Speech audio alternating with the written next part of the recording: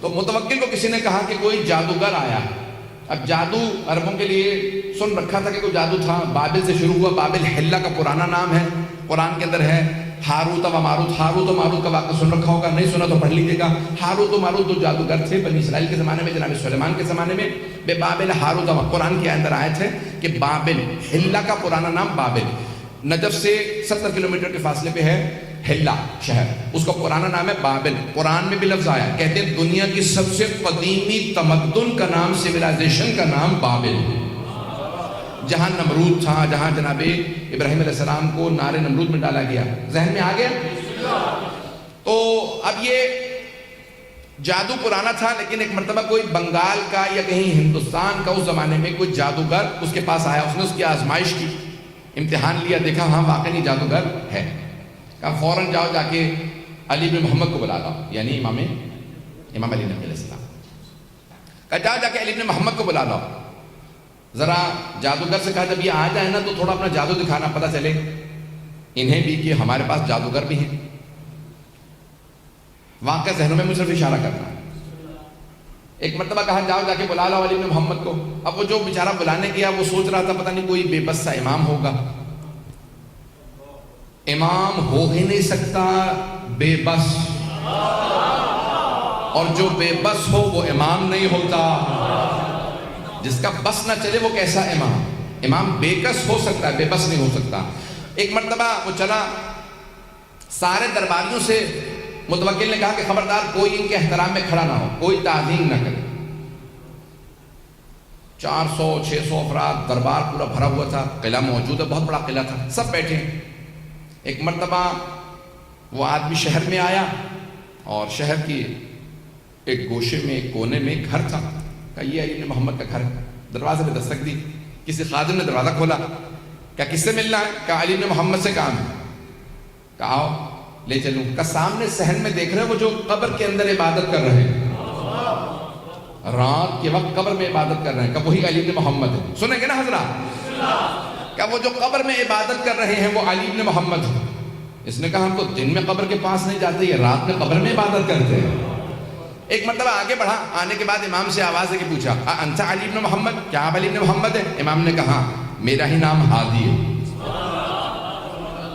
ایک مرتبہ کہا آپ کو متوکل نے دربار میں بلایا, اب میں اپنے انداز سے پیش کروں گا امام کیسے چلے ہوں گے. اس نے ایک مرتبہ امام سے کہا آئیے میرے ساتھ چلے. امام نے فوراً قبر سے قدم باہر نکالا, ابا قبا پہن رکھی تھی, ولایت کی قبا اوڑھ رکھی ہوگی, امامت کی ابا لے رکھی ہوگی, سر پہ عصمت کا تاج ہوگا, ہاتھ میں تولا کی تسبیح ہوگی, تورا کا ڈنڈا ہوگا. اب امام علیہ السلام چلنے لگے. اس نے کہا میں آپ کو راستہ دکھاؤں. امام نے کہا ہادی تیرا نام ہے یا میرا نام ہے؟ جیسے ایک مرتبہ امام علیہ السلام نے کہا نا ہادی تیرا نام ہے, اس نے کہا ہادی تو آپ ہیں. امام نے کہا پھر میں راستہ جانتا ہوں. پتہ نہیں لوگ ہیں یا نہیں.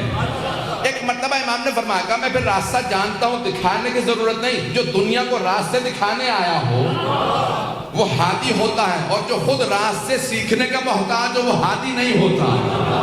امام ایک مرتبہ چلے اور اپنے ہی انداز سے چلتے ہوئے دربار پہنچے. جیسے ہی دربار متوکل کے آئے تو متوکل نے کہا تھا سب سے کوئی احتراماً کھڑا نہ ہو.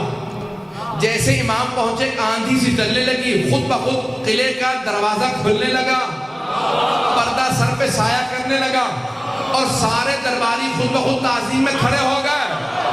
خود متوکل اپنے تخت پہ کھڑا ہو کے کہہ رہا تھا فرزند رسول تشریف لائیے, یہ آپ ہی کا حق ہے. میرے تو وڈیرے بھی کہہ گئے اگر آپ نہ ہوتے تو ہم ہلاک ہو جاتے.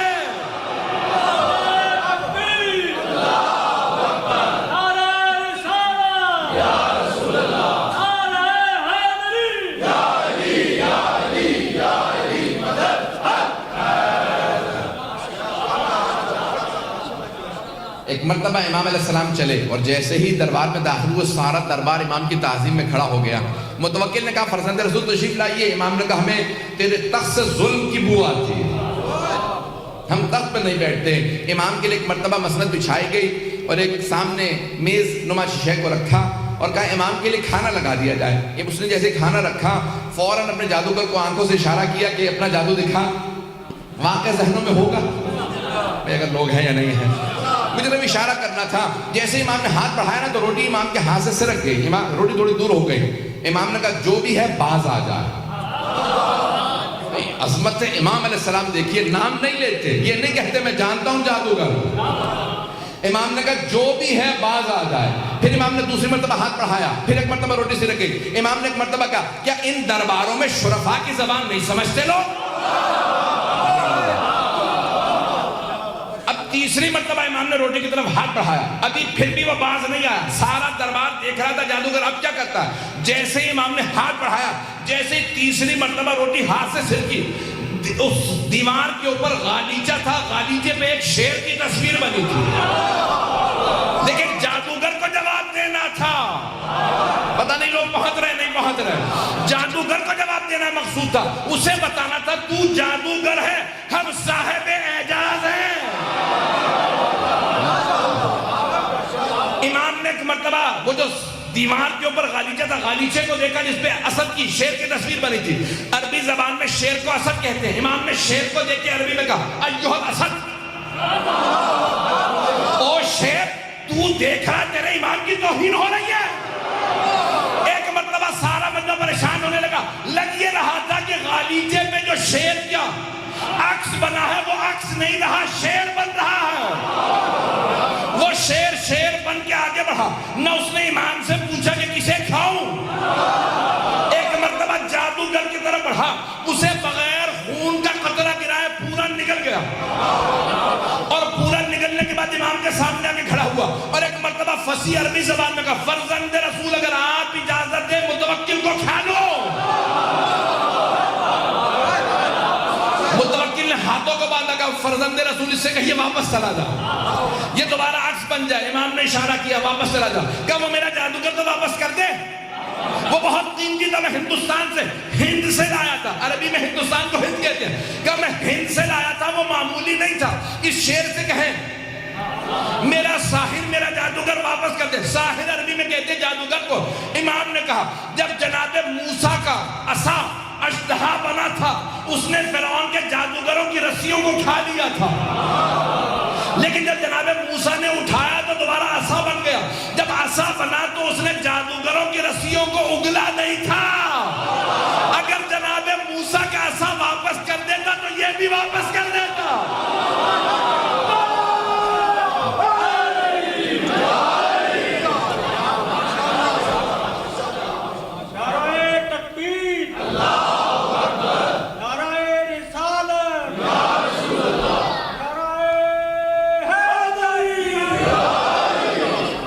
توجہ فرمائے کہ قرآن میں لکھا ولن تجدوا فی سنت اللہ تبدیلا, تم اللہ کی روش میں کبھی تبدیلی نہیں پاؤ گے. جب وہ عصائے موسیٰ اژدہا نہیں لوٹاتا, سانپوں کو نہیں لوٹاتا, تو یہ بھی پلٹ جائے گا. عزیزان گرامی واقعہ مکمل کر دوں؟ واقعہ بہت طولانی نہیں, مکمل نہیں کر سکوں گا, لیکن جتنا پیش کر رہا ہوں اس کو سن لیجیے گا. اب ایک مرتبہ سب کی توجہ, وہ جو جتنے بھی دربار میں بیٹھے تھے سب کی توجہ امام کی طرف ہو گئے. پتہ نہیں لوگ ہیں نہیں. اب متوکل نے ایک مرتبہ مختلف لوگوں کو اشارے کیے بھی کوئی سوال کرو کچھ کرو, مجھے خود سمجھ میں نہیں آ رہا کیا کروں. ایک گھبراہٹ سب پہ روب سا طاری ہو گیا. امامت اسے کہا جاتا ہے. تو وہاں پہ ایک آدمی کھڑا ہوا, اس نے کہا کہ میں دعویٰ کرتا ہوں سلونی قبل ان تفقدونی, جو پوچھنا ہے پوچھ لو اس سے پہلے کہ تم مجھے کھو دو. یہ مولا سے مخصوص ہے. آج من کن تو مولا ہے نا, تو اس لیے جملہ پیش کر رہا ہوں.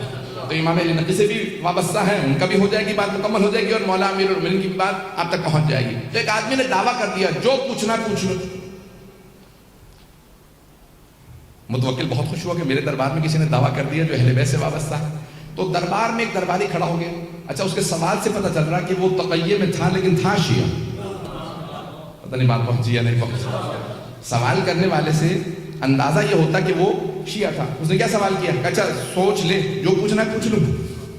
اس نے کہا یہی تو کہا جو پوچھنا ہے پوچھ لو. اس نے کہا اچھا یہ بتا حج واجب ہے؟ اس نے کہا یہ کیسا سوال ہے, یہ تو پوری دنیا کو پتا حج واجب ہے. کہا تو نے کہا ہے نا جو پوچھنا ہے پوچھ لو, میرے تو سوال ایسے ہی ہوں گے, تو بتا کہ تجھے جواب آتا ہے یا نہیں آتا. اس نے کہا ہاں حج واجب ہے. اچھا یہ بتا پھر انبیاء پہ بھی حج واجب تھا؟ تھوڑی دیر سوچنے لگا، پھر کہا کہ انبیاء پہ بھی حج واجب ہی تھا. انہوں نے کہا سوچ لے. کہا نہیں اچھا انبیاء پہ حج واجب تھا. اچھا یہ بتا پھر حضرت آدم پہ بھی حج واجب تھا. اب پریشان ہو گئے. کہنے لگا واجب بھی رہا ہوگا. اس نے کہا کہ واجب رہا ہوگا یا واجب تھا. اب ایک مرتبہ اسے پسینے آنے لگے جیسے مجھے پسینے آ رہے ہیں. مجھے تو پنکھا نہ ہونے کی وجہ سے پسینے آ رہے ہیں, اسے جواب نہ آنے کی وجہ سے پسینے آ رہے تھے. یہ نہیں تقاضا کرنا کہ مجھے پنکھا چاہیے. کراچی میں ایک بار مرتبہ گر چکا ہوں. یہاں پہ بھی آپ کی کراچی جیسے گرمی ہے لیکن الحمدللہ پھر بھی قابل برداشت ہے. توجہ میرے ساتھ رکھیے گا. صاحب مجلس کو زیادہ پریشانی ہوتی ہے, وہ میرے خیال میں پنکھا لینے چلے گا. توجہ رہے گی میرے ساتھ. تو ایک مرتبہ کہا کہ بتا حضرت آدم پہ حج واجب تھا. اس نے کہا کہ واجب ہی ہوگا, واجب رہا ہوگا. اس نے کہا اچھا یہ بتا واجب تھا یا واجب رہا ہوگا. اس نے کہا نہیں واجب تھا. اس نے کہا اچھا اگر حضرت آدم پہ حج واجب تھا تو بتا انہوں نے کیا تھا حج. آپ تو ایسے خاموش بیٹھے جیسے آپ لوگوں سے پوچھ لیا میں نے سوال. تو کہنے لگا کہ بھئی کیا ہی ہوگا,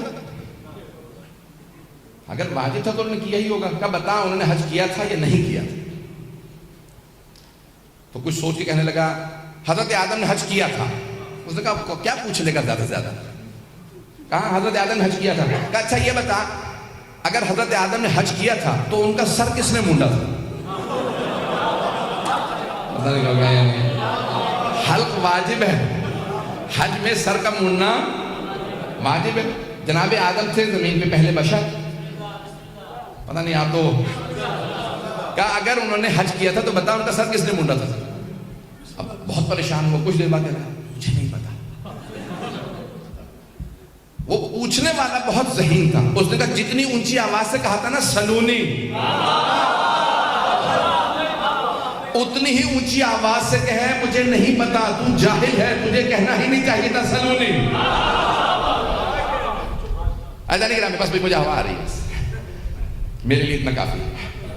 ایک مرتبہ اس نے کہا کہ اگر نہیں جانتا تو کہہ تو جاہل ہے. اس نے کہا کہ ہاں میں جاہل ہوں, نہیں جانتا. اب متوکل کو پریشانی ہوئی. کہا میرے دربار میں کوئی ایسا ہے جسے اس سوال کا جواب آتا ہو. سارے درباری امام علی نقی کو دیکھنے لگے. جب سب نے امام علی نقی علیہ السلام کو دیکھا, متوکل چہرے پڑھ رہا تھا, اس نے بھی امام کی طرف رخ کیا. کہا فرزند رسول کیا آپ جانتے ہیں. مولا نے کہا ہاں میں جانتا ہوں. کہا بتائیے پھر جناب آدم نے حج کیا. امام نے کہا ہاں. کہا بتائیے سب سے پہلے جناب آدم ہی نے کعبہ بنایا تھا. اب یہ بہار میں بڑا تفصیلی واقعہ موجود ہے, وقت نہیں ہے. امام نے کہا حضرت آدم نے سب سے پہلے کعبہ بنایا, اور اللہ نے کہا آدم آپ کی نسل میں ہاجرہ آئے گی, صفا مروہ کے درمیان چلے گی. یہاں پہ سعی ہے, اس کے بعد حلق ہے. تو کہا حلق کس نے کیا. کہا جب حلق کی نوبت آئی تو جناب جبرائیل جنت سے یاقوت لے کے نازل ہوئے. جناب آدم کے سر پہ پھیرتے جاتے تھے, جہاں جہاں پھیرتے جاتے تھے بال گرتے جاتے تھے. جہاں جہاں اس یاقوت کی روشنی گئی اللہ نے سب کو حرم قرار دے دیا.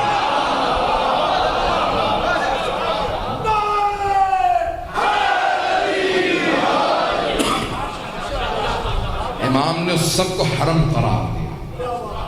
ایک مرتبہ متوکل نے کہا فرزند رسول آپ کہیے سلون. امام نے کہا کیونکہ میرے جد علی ابن ابی طالب نے کہا تھا اس لیے میں نہیں کہا, لیکن میں ان کے علم کا وارث ہوں, جو پوچھنا ہو پوچھ لو. اللہ نے گرامی وہاں پہ سوال ہوئے, بس بھئی میں نے کہا وقت نہیں ہے, میں انشاءاللہ اگلے مرحلے میں جا رہا ہوں. تو ایک مرتبہ کسی نے سوال کیا بتائیے فرزند رسول یہ فجر کی نماز واجب کیوں ہے. فجر کی نماز واجب کیوں ہے. کہ جب اللہ نے جناب آدم کو زمین پہ بھیجا تو رات کا وقت تھا. ایک تو جنت کی جدائی, دوسرے اللہ کی ناراضگی, تیسرے جس جگہ پہ آئے وہاں تاریکی ہی تاریکی. تو جناب آدم پوری رات روتے رہے. اچانک جیسے ہی صبح صادق ہوئی, زمین کی مشرقی طرف ایک مرتبہ ایک لکیر سے کھینچی جسے صبح صادق کہتے ہیں. تو جناب آدم سمجھ گئے یہاں پہ روشنی آئے گی. اس روشنی کو دیکھتے ہی صبح صادق کے وقت جناب آدم نے 2 رکعت نماز شکرانہ پڑھی. پروردگارہ تیرا شکر ہے یہاں روشنی آئے گی. اللہ نے کہا آدم تیری پوری نسل میں یہ تیری 2 رکعت نماز میں نے واجب قرار دی. یہ یادگار جناب آدم ہے. کہ جناب آدم کی یادگار ہے کہ دور کا بس اسی طرح سے ظہر اثر مغرب عشاء سب پوچھا، سارے سوالات کرتے رہے، یہاں تک کہ ایک مرتبہ ایک چور کو لے کے آئے اور اس چور سے ایک مرتبہ متوکل نے خود پوچھا کہ واقعی تو چور ہے؟ اس نے کہا کہ جانتا ہے چوری کی سزا کیا ہے؟ کہا ہاں، ہاتھ کاٹا جائے گا۔ کہا پھر بتاؤ مسلمان کی جتنے بھی وہاں پہ علماء بیٹھے تھے، کہا مسلمانوں بتاؤ ہاتھ کہاں سے کاٹا جائے گا؟ چور آیا۔ تو ایک مسلمانوں کے 4 مذاہب ہیں، چاروں کا الگ الگ فتویٰ ہے۔ مذاہب اربعہ، امام ابو حنیفہ کا الگ ہے، امام مالک کا الگ، امام شافعی کا الگ، امام احمد بن حنبل کا الگ۔ سنیں گے؟ اگر کہیں میں چھوڑ کے ختم کر دوں۔ تو اب ایک مرتبہ ایک نے کہا کہ بھئی ہاتھ عرف عام میں ہتھیلی تک ہے اور اس کو کلائی سے کاٹ دیا جائے، بس یہ ہاتھ کاٹنے کا۔ وَالسَّارِقُ وَالسَّارِقَةُ فَاقْطَعُوا أَيْدِيَهُمَا، قرآن کی آیت ہے، چور اور چوری کرنے والے مرد اور عورت کے ہاتھ کو کاٹ دیا جائے۔ یہ نہیں لکھا کہاں سے، لکھا فَاقْطَعُوا أَيْدِيَهُمَا، یعنی ان کے ہاتھوں کو کاٹ دیا جائے، ہاتھ کاٹنا ہے۔ تو ایک مرتبہ اس نے کہا عرف عام میں کلائی تک ہاتھ کہا جاتا ہے۔ تو دوسرے سے پوچھا بھی آپ کا فتویٰ کیا ہے، آپ کے مذہب کا؟ انہوں نے کہا نہیں، اللہ نے کہا فَاغْسِلُوا وُجُوهَكُمْ وَأَيْدِيَكُمْ إِلَى الْمَرَافِقِ، اپنے ہاتھوں کو کوہنیوں تک یا کوہنیوں سمیت دھو، ہم کہتے ہیں سمیت، وہ کہتے ہیں تک، تو کہا کوہنی سے کاٹا جائے، کیونکہ اللہ نے جب ہاتھ کہا ہے تو کوہنی تک کہا۔ توجہ ہے یا نہیں؟ ایک نے کہا کلائی تک، دوسرے نے کہا نہیں، اللہ نے قرآن میں کہا ہے ہاتھ اور کوہنی مراد دی ہے تو کوہنی سے کاٹ دیا جائے۔ تیسرے سے پوچھا آپ کا؟ اس نے کہا میں احتیاط کرتا ہوں دونوں کے بیچ سے کاٹ دیا جائے۔ پتہ نہیں حضرات ہیں یا نہیں ہے؟ اس نے کہا میں کہتا ہوں بیچ سے کاٹ دیا جائے، یہ کہتا ہے کلائی سے، وہ کہتا ہے کوہنی سے، میں کہتا ہوں بیچ سے کاٹ دیا۔ چوتھے سے پوچھا، اس نے کہا نہیں، یہ پورا کا پورا ہاتھ ہے تو بازو۔ اب چور اس دوران جو ہے بیچارہ بلڈ پریشر کا ہائی ہو رہا تھا کہ کہاں سے میرا ہاتھ کٹنے والا ہے۔ ایک مرتبہ امام علی نقی علیہ السلام کی طرف رخ کیا متوکل نے کہا فرزند رسول بتائیے ہاتھ کہاں سے کاٹا جائے گا، ان چاروں میں سے کون صحیح ہے؟ امام نے کہا چاروں غلط ہیں۔ پتہ نہیں لوگ ہیں یا نہیں؟ گھبرا کے نہ سنیے حضرات، سارے مجمع کی توجہ ہو، میں اگلے مرحلے میں جاؤں گا۔ امام نے کہا چاروں غلط ہیں۔ کہا فرزند رسول انہوں نے سب نے آیات پیش کی ہیں، آپ دلیل دیجئے۔ امام نے کہا صرف 4 انگلیاں کاٹی جائیں گی۔ آپ حضرات پریشان بیٹھے۔ امام نے کہا صرف 4 انگلیاں کاٹی جائیں گی، نہ ہتھیلی کاٹی جائے گی نہ ہاتھ۔ کہا فرزند رسول آیات انہوں نے بھی پیش کی، کوئی آپ کے پاس بھی دلیل ہے؟ امام نے کہا قرآن میں آیت ہے ان المساجد للہ جمیعا، کہ تمام کی تمام سجدگاہیں اللہ کے لیے ہیں۔ پیغمبر نے فرمایا 7 مقامات کا سجدے کے دوران زمین پہ رکھنا واجب ہے، پیشانی کا، ہتھیلیوں کا، دونوں گھٹنوں کا، دونوں پاؤں کا۔ اگر چور توبہ کر کے نماز پڑھنا چاہے تو نماز کیسے پڑھے گا؟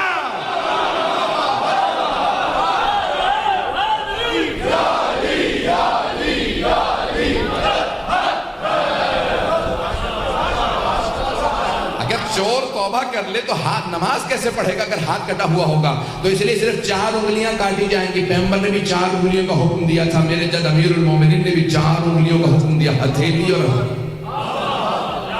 ہتھیلی اور انگوٹھا اللہ کے لیے ہے، نماز کے لیے، کسی کو کاٹنے کی اجازت نہیں ہے۔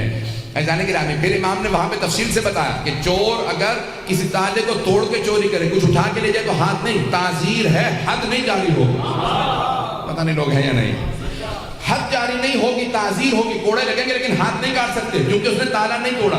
تیسرے، اگر وہ یا اس کے بچے بھوکے تھے اور اس نے چوری کی تو ہاتھ نہیں کاٹ سکتے، تعزیر ہوگی کیونکہ جرم کیا ہے، کوڑے لگ سکتے ہیں، جرمانہ ہو سکتا ہے، جیل ہو سکتی ہے، ہاتھ نہیں کاٹ سکتے کیونکہ حاکم پہ واجب ہے کسی کو بھوکا نہ رکھے۔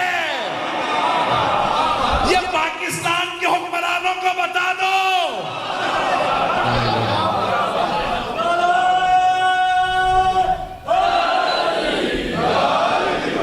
بات بہت رہی ہے، جو کسی کو بھوکے رکھے ہوئے ہوگا وہ خود جوان